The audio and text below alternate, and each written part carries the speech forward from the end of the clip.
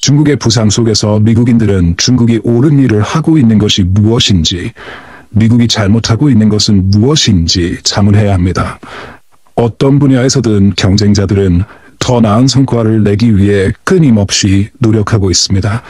그들은 자신의 지위를 향상시킬 수 있는 혁신을 찾고 경쟁자에게 효과적인 것은 무엇이든 모방하려고 노력합니다. 우리는 스포츠, 비즈니스, 심지어 국제 정치에서도 이러한 현상을 목격했습니다. 모방이란 남이 한 것을 그대로 하는 것이 아니라 남에게 이익이 되는 정책을 무시하고 적응을 거부하는 것은 계속 손해를 보는 길이다. 오늘날 중국과 보다 효과적으로 경쟁해야 한다는 점은 아마도 거의 모든 민주당원과 공화당원이 동의하는 유일한 외교 정책 문제일 것입니다. 이러한 합의는 미국의 국방 예산을 형성하고 아시아에서 파트너십을 강화하려는 노력을 촉진하며 점차 확대되는 첨단기술 무역 전쟁을 장려하고 있습니다. 그러나 중국이 미국 기술을 훔치고 이전 무역협정을 위반했다고 비난하는 것 외에 중국에 대해 경고하는 전문가들은 중국이 자신의 조건을 달성하는 데 도움이 된 광범위한 조치를 거의 고려하지 않습니다. 만약 중국이 정미국의 입장을 훔치고 있다면 미국인들은 중국이 옳은 일을 하고 있는 것이 무엇인지, 미국이 잘못하고 있는 것은 무엇인지 자문해야 하지 않을까? 중국의 외교 정책 접근 방식이 워싱턴에 유용한 교훈을 제공합니까? 확실히 중국의 부상의 상당 부분은 내부 개혁에 따른 것입니다. 세계에서 가장 인구가 많은 국가는 항상 엄청난 권력 잠재력을 갖고 있었지만 그 잠재력은 깊은 내부 분열이나 잘못된 마르크스주의 경제정책으로 인해 100년 넘게 억제되었습니다. 중국 지도자들이 마르크스주의, 레닌주의는 안위를 버리고 시장을 수용하면 중국의 상대적 힘이 급상승한 것은 불가피했다. 그리고 바이든 행정부가 디플레이션법 등을 통해 국가산업 정책을 발전시키려는 노력은 중국 정부가 여러 핵심 기술을 장악하려는 뒤늦은 시도라고 주장할 수도 있다. 그러나 중국의 부상은 단지 국내 개혁이나 서구의 안일함 때문만은 아니다. 중국의 부상은 또한 미국 지도자들이 고려해야 할 광범위한 외교 정책 접근 방식에 의해 촉진됩니다. 첫째, 가장 명백하게도 중국은 미국이 계속해서 빠져들었던 값비싼 수렁을 피했습니다. 중국의 영향력이 커졌음에도 불구하고 중국은 값비싼 해외 약속을 경계하고 있습니다. 예를 들어 이란을 방어하기 위해 전쟁에 나설 것이라는 약속이나 아프리카, 중국의 부상 속에서 미국인들은 중국이 옳은 일을 하고 있는 것이 무엇인지, 미국이 잘못하고 있는 것은 무엇인지 자문해야 합니다. 어떤 분야에서든 경쟁자들은 더 나은 성과를 내기 위해 끊임없이 노력하고 있습니다. 그들은 자신의 지위를 향상시킬 수 있는 혁신을 찾고 경쟁자에게 효과적인 것은 무엇이든 모방하려고 노력합니다. 우리는 스포츠, 비즈니스, 심지어 국제정치에서도 이러한 현상을 목격했습니다. 모방이란 남이 한 것을 그대로 하는 것이 아니라 남에게 이익이 되는 정책을 무시하고 적응을 거부하는 것은 계속 손해를 보는 길이다. 오늘날 중국과 보다 효과적으로 경쟁해야 한다는 점은 아마도 거의 모든 민주당원과 공화당원이 동의하는 유일한 외교 정책 문제일 것입니다. 이러한 합의는 미국의 국방 예산을 형성하고 아시아에서 파트너십을 강화하려는 노력을 촉진하며 점차 확대되는 첨단 기술 무역 전쟁을 창유하고 있습니다. 그러나 중국이 미국 기술을 훔치고 이전 무역협정을 위반했다고 비난하는 것 외에 중국에 대해 경고하는 전문가들은 중국이 자신의 조건을 달성하는 데 도움이 된 광범위한 조치를 거의 고려하지 않습니다. 만약 중국이 정말 미국의 입장을 훔치고 있다면 미국인들은 중국이 옳은 일을 하고 있는 것이 무엇인지, 미국이 잘못하고 있는 것은 무엇인지 자문해야 하지 않을까? 중국의 외교 정책 접근 방식이 워싱턴에 유용한 교훈을 제공합니까? 확실히 중국의 부상의 상당 부분은 내부 개혁에 따른 것입니다. 세계에서 가장 인구가 많은 국가는 항상 엄청난 권력 잠재력을 갖고 있었지만 그 잠재력은 깊은 내부 분열이나 잘못된 마르크스주의 경제 정책으로 인해 100년 넘게 억제되었습니다. 중국 지도자들이 마르크스주의, 레닌주의는 아님을 버리고 시장을 수용하면 중국의 상대적 힘이 급상승하는 것은 불가피했다. 그리고 바이든 행정부가 디플레이션법 등을 통해 국가산업 정책을 발전시키려는 노력은 중국 정부가 여러 핵심 기술을 장악하려는 뒤늦은 시도라고 주장할 수도 있다. 그러나 중국의 부상은 단지 국내 개혁이나 서구의 안일함 때문만은 아니다. 중국의 부상은 또한 미국 지도자들이 고려해야 할 광범위한 외교정책 접근 방식에 의해 촉진됩니다. 첫째, 가장 명백하게도 중국은 미국이 계속해서 빠져들었던 값비싼 수렁을 피했습니다. 중국의 영향력이 커졌음에도 불구하고 중국은 값비싼 해외 약속을 경계하고 있습니다. 예를 들어 이란을 방어하기 위해 전쟁에 나설 것이라는 약속이나 아프리카, 라틴 아메리카, 동남아시아의 다양한 경제 파트너를 방어하겠다고 약속하지 않습니다. 중국은 군사적으로 귀중한 이중 용도 기술을 러시아에 공급하고 있으며 그리고 상당한 보수를 받고 있음. 중국은 러시아에 치명적인 무기를 보내지 않고 있으며 러시아의 승리를 돕기 위해 군사 고문이나 그의 군대를 보낼지 여부에 대해 논의하지도 않습니다. 시진핑 중국 국가주석과 플라디미르 푸틴 러시아 대통령은 그들의 무제한 파트너십에 대해 많이 이야기할 수도 있지만 중국은 러시아와의 거래에서 계속해서 강경한 협상을 추진하고 있으며 특히 러시아 석유와 가스를 헐값에 구매하라고 요구했습니다. 오히려 미국은 외교정책의 수렁에 끊임없이 뛰어드는 잘못된 본능을 갖고 있는 것 같다. 독재자를 무너뜨리지 않거나 아프가니스탄, 이라크, 리비아와 같은 곳에 민주주의를 수출하기 위해 수조 달러를 세연을 지출하지 않는 동안 미국인들은 전 세계는 절극가를 위해 결코 수행할 필요가 없었던 안보 공약을 지속적으로 확대하고 있습니다. 특히 미국 지도자들은 다른 나라를 방어하는 임무를 맡을 때마다 그 나라가 미국의 이익을 증진하기 위해 많은 일을 할 수 없거나 제한적 가치가 있는 경우에도 여전히 외교정책 성과를 달성하고 있다고 생각합니다. 미국은 이제 역사상 그 어느 때보다 더 많은 국가를 방어하기 위해 공식적으로 노력하고 있으며 이러한 모든 약속을 이행하려는 노력은 미국의 국방 예산이 중국보다 훨씬 더 많은 이유를 설명하는 데 도움이 됩니다. 미국과 중국의 국방 예산 간 연간 5천억 달러의 격차를 두고 미국인들이 무엇을 할 수 있을지 상상해 보십시오.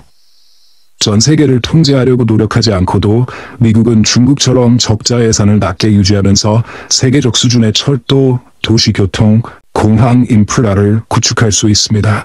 이는 네토 탈퇴, 미국의 모든 약속 중단, 포트레스 아메리카로 후퇴를 주장하는 것은 아니지만 새로운 약속을 연장하고 미국의 현재 동맹국이 더 많은 책임을 져야 한다고 요구하는데 더 큰 주의를 의미합니다. 중국이 전 세계 수십 개국을 보호하겠다는 약속을 하지 않고도 강력하게 성장하고 영향력을 확장할 수 있다면 왜 미국인들은 그렇게 할 수 없습니까?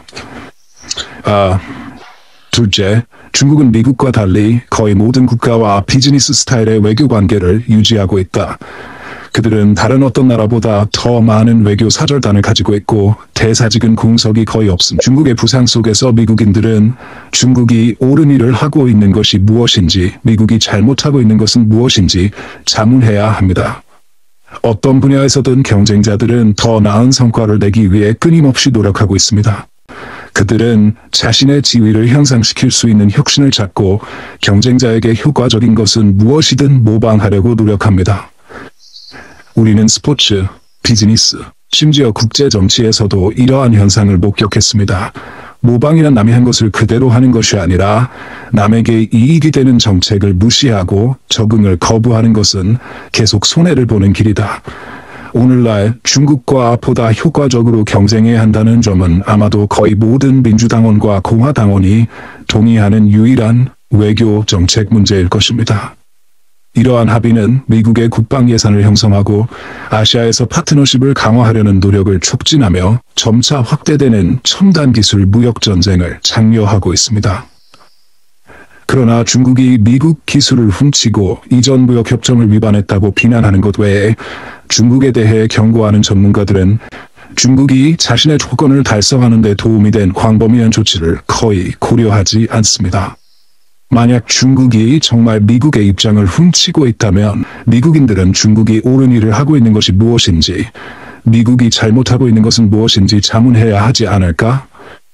중국의 외교정책 접근 방식이 워싱턴에 유용한 교훈을 제공합니까? 확실히 중국의 부상의 상당 부분은 내부 개혁에 따른 것입니다. 세계에서 가장 인구가 많은 국가는 항상 엄청난 권력 잠재력을 갖고 있었지만 그 잠재력은 깊은 내부 분열이나 잘못된 마르크스주의 경쟁정책으로 인해 100년 넘게 억제되었습니다. 중국 지도자들이 마르크스주의, 레닌주의는 아님을 버리고 시장을 수용하면 중국의 상대적 힘이 급상승하는 것은 불가피했다. 그리고 바이든 행정부가 디플레이션법 등을 통해 국가산업 정책을 발전시키려는 노력은 중국 정부가 여러 핵심 기술을 장악하려는 뒤늦은 시도라고 주장할 수도 있다.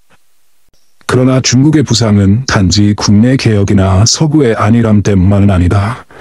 중국의 부상은 또한 미국 지도자들이 고려해야 할 광범위한 외교정책 접근 방식에 의해 촉진됩니다. 첫째, 가장 명백하게도 중국은 미국이 계속해서 빠져들었던 값비싼 수렁을 피했습니다. 중국의 영향력이 커졌음에도 불구하고 중국은 값비싼 해외 약속을 경계하고 있습니다. 예를 들어 이란을 방어하기 위해 전쟁에 나설 것이라는 약속이나 아프리카, 라틴 아메리카, 동남아시아의 다양한 경제 파트너를 방어하겠다고 약속하지 않습니다. 중국은 군사적으로 귀중한 이중 용도 기술을 러시아에 공급하고 있으며 그리고 상당한 보수를 받고 있음. 중국은 러시아에 치명적인 무기를 보내지 않고 있으며 러시아의 승리를 돕기 위해 군사 고문이나 그의 군대를 보내지 여부에 대해 논의하지도 않습니다.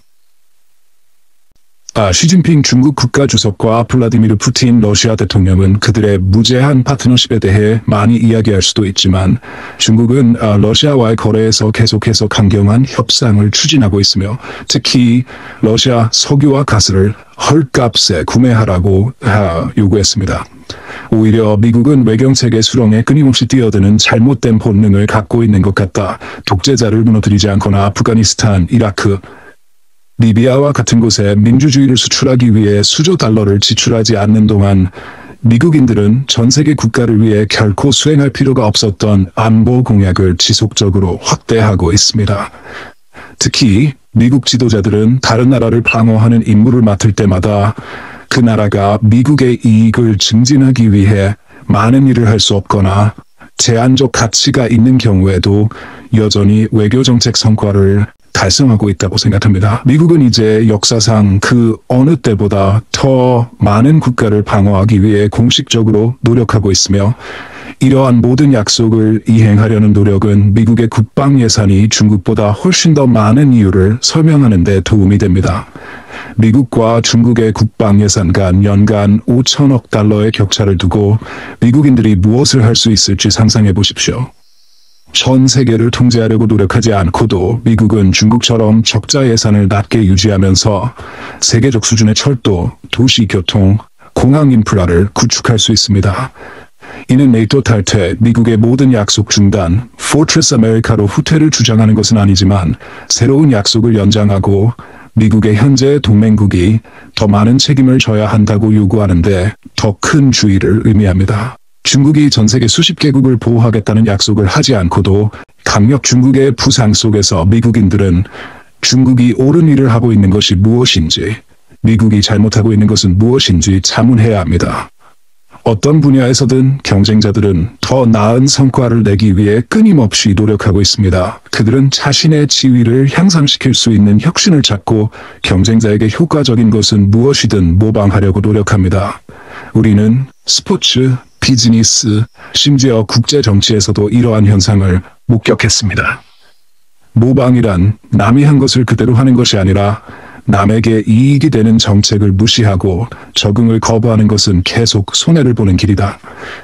오늘날 중국과 보다 효과적으로 경쟁해야 한다는 점은 아마도 거의 모든 민주당원과 공화당원이 동의하는 유일한 외교 정책 문제일 것입니다. 이러한 합의는 미국의 국방 예산을 형성하고 아시아에서 파트너십을 강화하려는 노력을 촉진하며 점차 확대되는 첨단 기술 무역 전쟁을 장려하고 있습니다.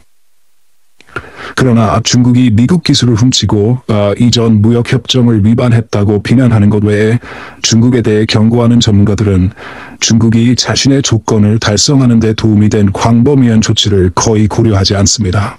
만약 중국이 정말 미국의 입장을 훔치고 있다면 미국인들은 중국이 옳은 일을 하고 있는 것이 무엇인지, 미국이 잘못하고 있는 것은 무엇인지 자문해야 하지 않을까? 중국의 외교적 정책 접근 방식이 워싱턴에 유용한 교훈을 제공합니까?